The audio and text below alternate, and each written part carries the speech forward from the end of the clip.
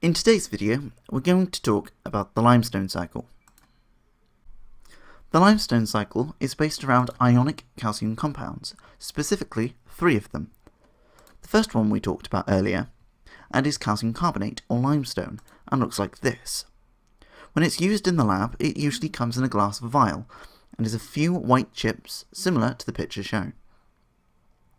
Another compound is that of quicklime, or calcium oxide, which looks like this powder.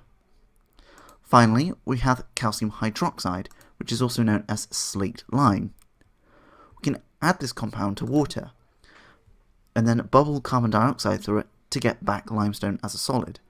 This makes the water cloudy, and is more commonly known as the lime water test.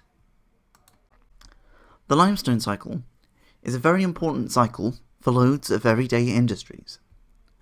For the limestone cycle, we start with, of course, limestone or calcium carbonate. We can add heat, which drives off carbon dioxide to produce calcium oxide.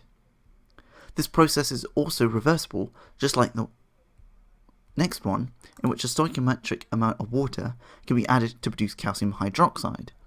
It can be reversed by heating the compound to drive off the water. We can then add calcium hydroxide to the water to produce aqueous calcium hydroxide.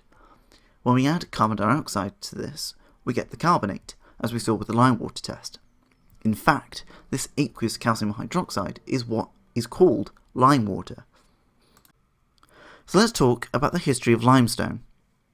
When limestone was first discovered, people found it could be burnt with coal or some other fuel in a lime kiln to produce quicklime. This lime was then used to make mortar for buildings and for agricultural use. In fact, limestone and quicklime was first used to build Westminster Abbey in the 13th century.